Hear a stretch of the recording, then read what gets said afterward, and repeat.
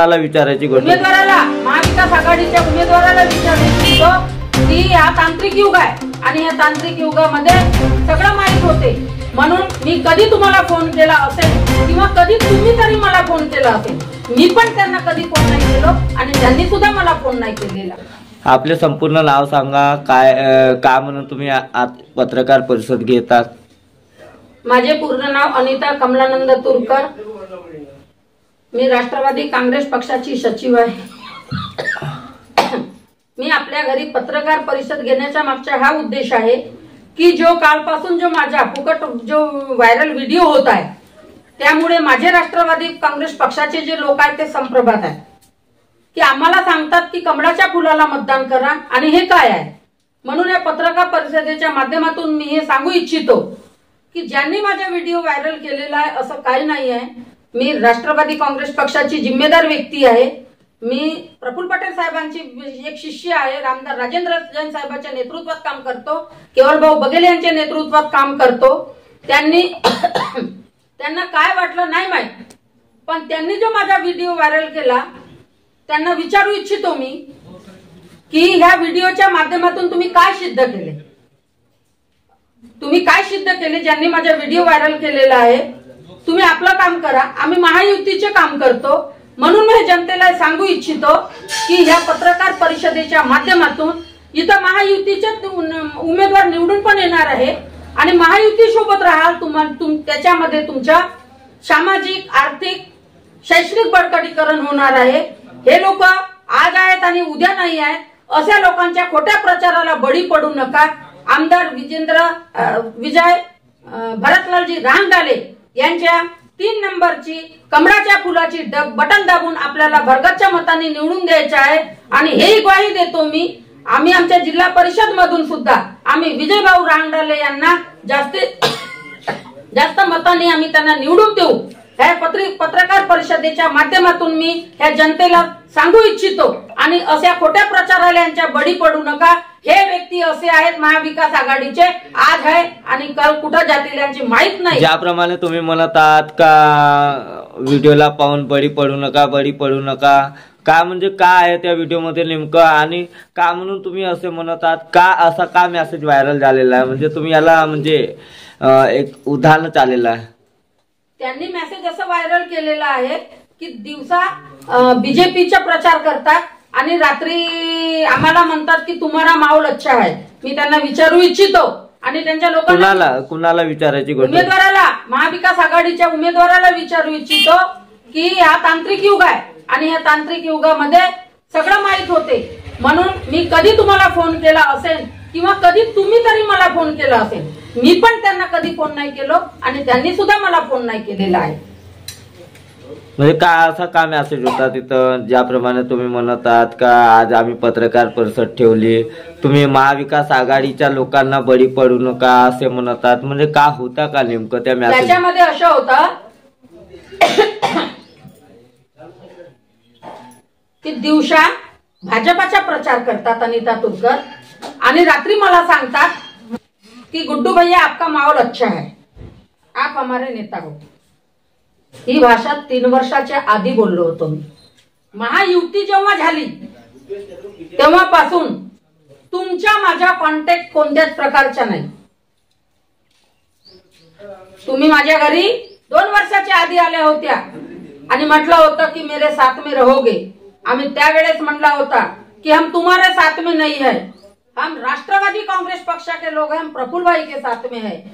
आज भी आप प्रफुल्ल भाई के साथ के घड़ी के सिंबल पर चुनाव लड़ोगे तो हमेशा तुम्हारे साथ में है, लेकिन तुम इधर उधर जाओगे तो हम तुम्हारे साथ में नहीं है। ज्याप्रमाणे मेसेज व्हायरल झाला, मेसेज आम्ही तुमचा बघितला, तिथं असा उल्लेख पण आहे का दिन में भाजप, रात में महाविकास आघाडी।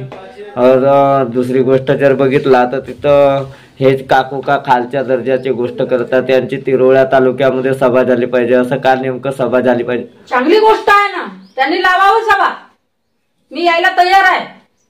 त्यांनी लावावी सभा, मी यायला तयार आहे। मी तर त्यांना शुक्र अदा करतो की त्यांनी सभा लावावी की मला एवढा मोठा नेता समजला त्यांनी। का जे लोक मेसेज व्हायरल करत आहेत आज हम कल तुम अशाच गोष्टी होतात ना. हो, तर ह्या गोष्टी होत आहेत तर त्यांनी सभा लावावी. मी यायला तयार आहे आणि त्यांनी सांगावं. मी आताही सांगतो की त्यांच्याही कधी मला फोन नाही आलेला आहे आणि मी सुद्धा कधी फोन केलेली नाहीये. त्यांचा एक ग्रुप होता, त्याच्यामध्ये राष्ट्रवादी काँग्रेस पक्षामध्ये जेव्हा ते होते तेव्हा ग्रुप होता. त्या ग्रुप मधून स्वतः मी रिन्यू झालेली आहे.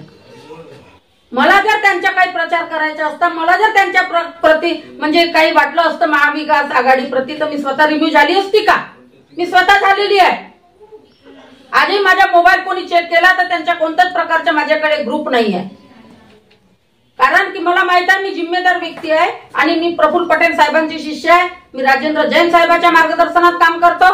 मी केवळभाऊ बघेले यांच्या मार्गदर्शनात काम करतो. हे मला फक्त बदनाम करण्याचा कट रचलेला आहे असं माझं वैयक्तिक मत आहे या पत्रकार परिषदेच्या माध्यमातून. ज्याप्रमाणे प्रफुल्ल पटेल साहेब यांच्यावर आरोप लावलाय की आपल्या भीतीपोटी ते महायुतीत गेले, असं काही नाही आहे. प्रफुल्ल पटेल साहेबांना कोणाची भीती नाही आहे. पहिली गोष्ट तर प्रफुल्ल पटेल साहेब आमचे नेते असे आहेत, कधीच त्यांच्या कोणत्याच प्रकारच्या असं वाईट कृत्य वाईट काम नाही आहे. त्यांना कसली भीती? त्यांनी महायुतीच्या सोबत याच्यासाठी गेले की प्रफुल्ल पटेल साहेब आजही आपल्या घरी बसतील तरी ते 25 पिढी खातील तरी संपू शकत नाही. पण प्रफुल्ल पटेल साहेबांचा हा जन्मस्थान, हा जन्मगाव गोंदिया भंडारा जिल्हा आहे आणि इथली जनता जर केविडवाणी होत असेल हे गोष्टीला पाहून प्रफुल्ल पटेल साहेबांना बरं वाटलं नाही, म्हणून त्यांनी इथल्या जनतेसाठी महायुती आघाडी सोबत आपले राष्ट्रवादी काँग्रेस पक्ष अजितदादा पवार गुट आहे. कारण की प्रफुल्ल पटेल साहेबांना गोंदिया भंडारा जिल्ह्याचा विकास करून घ्यायचा आहे, इथल्या जनतेचा सर्वांगीण विकास करून घ्यायचा आहे आणि गोंदिया भंडारा जिल्ह्याची धुरा सुद्धा ही प्रफुल्ल पटेल साहेबांच्या खांद्यावर आहे. काय वाटतं तुम्ही 8 चक्रा मारता म्हणता? मी कशाला 8 चक्रा मारू? तुम्ही 3 वर्षाच्या आधी 2.5 वर्ष झाले महायुतीला, 3 वर्ष तेव्हा 3 वर्ष झाले माझ्या बचत गटाची लायसन्स आहे म्हणजे काय फटाक्याची. तर मी ऑब्विसली आहे, तुम्ही राष्ट्रवादीमध्ये होता तर माझा अधिकार बनत होता की तिथं एसडीओ कोण आहेत म्हणून विचारण्यासाठी. हा, बोलण्याला काही पैसे लागत नाही आणि खोट्या प्रचाराला काही पैसे लागत नाही. तुम्ही 8 चक्रा का म्हणून मारले? मी मारलाच नाही 8 चक्रा. फक्त एक फोन केला होता, तोही 2.5 वर्षाच्या आधी फोन केला होता की गुड्डू भैया वहां एसडीओ कोण आहे. माझा अधिकार होता तो, कारण की तुम्ही राष्ट्रवादी काँग्रेस पक्षाच्या घड्याळ्यावर निशाणावर तुम्ही निवडणूक लढले होते. मी त्यावेळेस तर विजयभाऊ रांगडालेला फोन करू शकत नव्हती ना. त्याच्यात वाईट काय आहे? तुमच्यासाठी मी त्या महाविकास आघाडीच्या उमेदवारासाठी रात्रंदिवस एवढी मेहनत केली तर का माझा एक फोन करण्याचा अधिकार नाही बनत होता? रात्रीच्या 2-2 वाजेपर्यंत प्रचार करत होती तर 52,000 मतदान असेच मिळाले का त्यांना? तुम्हाला काही भीती तर नाही? कसली भीती? ज्याप्रमाणे तुम्ही आज पत्रकार परिषद घेतात, ज्याप्रमाणे त्यांनी मेसेज व्हायरल केला, तुम्हाला कुठं ना कुठं असं तर नाही की तुम्ही आता महायुती सोबत आहात, महायुतीचे जे भाजपचे लोक आहेत ते तुमच्यावर आता काही संक्रमण काही तर नाही असं? बिलकुल नाही. कारण की माझ्या कामाची पावती त्यांना माहित आहे. मी प्रामाणिकपणे काम करतो. त्यांना सुद्धा माहित आहे भारतीय जनता पक्षाच्या लोकांना की विरोधी पक्ष काय काय बोलू शकते आणि काय काय करू शकते. आम्ही खालच्या दर्जाचे राजकारण करत नाही. कारण की आम्ही प्रफुल्ल पटेल साहेबांच्या विश्वासावर काम करणारे लोक आहोत. केवळभाऊ बघेले यांच्या मार्गदर्शनात काम करतो. आमदार राजेंद्र जैन साहेब यांच्या मार्गदर्शनात काम करतो. ही तिरोडा विधानसभाची जी तिकीट आहे ती भाजपाची जरी कमळाच्या फुलाची तिकीट असेल पण ते प्रफुल्ल पटेल साहेबांची तिकीट आहे हे आम्हाला माहित आहे. तुम्ही म्हणता का आम्ही रात्रीच्या 2 वाजे तिकीट देतो आणि मग सोडून पडतात? हो, सत्य आहे ना. म्हणजे तुम्ही फक्त तिकीटसाठी आले होते का? सत्य आहे ना, हे गोष्ट सत्य आहे ना. त्यांनी स्वतःच्या मनाला विचारावा, जे उमेदवार आहेत त्यांनी विचारावं महाविकास आघाडीचे की मी रात्री गेलो होतो की नाही गेलो होतो प्रफुल्ल पटेल साहेबांच्या बंगल्यावर म्हणून. काय संदेश देणार आता मोरगाव अर्जुनी विधानसभा क्षेत्र तसेच तिरोडा गोरेगाव विधानसभा या क्षेत्रातील जनतेला काय आवाहन करणार? का भाजपच्या लोकांमध्ये आता पण भ्रमण राहणार? तुम्ही पत्रकार परिषद घेतात, पत्रकार परिषदेच्या माध्यमातून मी सांगू इच्छितो असा कोणताच प्रकारचा भ्रमण नाही.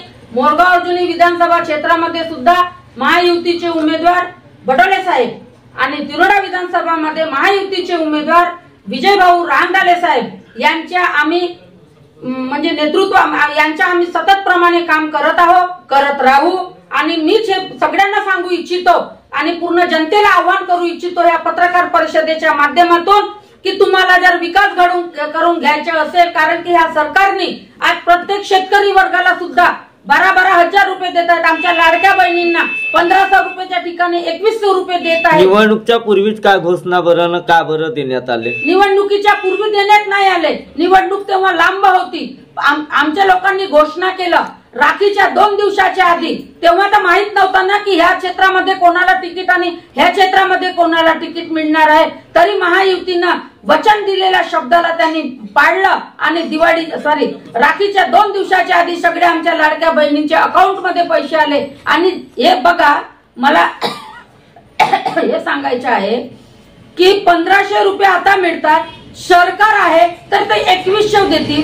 अरे ज्यांची सरकारच नाही ते लोक सांगतात की आम्ही 3000 रुपये देणार आहोत. म्हणजे हे आमच्या लाडक्या बहिणीला, ग्रामीण क्षेत्राच्या आमच्या बहिणींना हे भ्रमित करत आहे. एकीकडे तेलाचा रेट वाढला, साखरीचा रेट वाढला, काय सांगणार यावर? इकडे देते सरकार, तिकडून काढते. हा चुकीचा आहे. आता एका किलोवर जर 50 रुपये वाढले असतील, मी मान्य करतो, तेल काही सरकाराच्या बंगल्यावर बनत नाही. शेतकरी वर्ग शेतामध्ये आम्ही मोहरी पेरत नाही, अरशी पेरत नाही. उत्पन्न कमी मागणीचा सिद्धांत आहे हा. इकॉनॉमिक्स मध्ये फर्स्ट इयर मध्ये जे शिकले आहेत त्यांना माहित आहे. मागणीचा सिद्धांत आहे की उत्पन्न कमी मागणी जास्त. मागणी जेव्हा जास्त झाली आणि उत्पन्न कमी झाला तर ऑब्विसली आहे. एकीकडे जर बघितला तर लोकांना आरसी बनवण्याचे काम हे महायुतीच्या सरकारने केले आहे. चुकीचं आहे. आरती बनवण्याची आता महिलांना 1500 रुपये देतात म्हणून सरकार हे नाही म्हणत ना की तुम्ही काम नाही करत. जर महिला आळसी आहेत तर का लोकांच्या शेतामध्ये धान कापायला जातात, घरचे काम करतात, नोकऱ्या करतात, म्हणजे बिझनेस करतात, मग कुठून आळसी झाले? अरे यांच्याकडे शब्द नाही आहेत ना आता काही.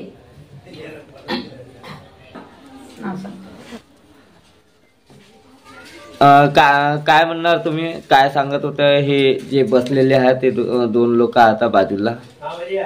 ते 2 लोक बसलेले जे आहेत, आमच्या फटाक्याच्या लायसन्सची दुकानाची जी गोष्ट आहे, लोक जे सांगतात की 8 दिवसापर्यंत घेरटा मारत होते, अशातला काही भाग नाही आहे. ह्या माझ्या बचत गटाचे सदस्य आहेत, कुसुमताई दीनदयाळजी अगडे आणि हे राकेश अगडे.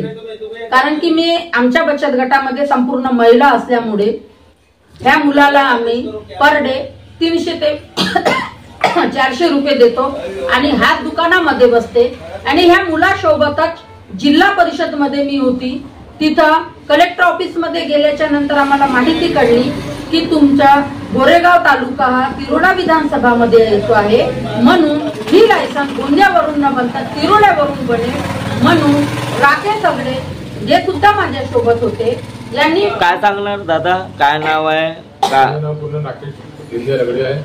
आम्ही 2.5 वर्ष अगोदर त्यांना फोन केला होता का घेरट्या मारल्या होत्या?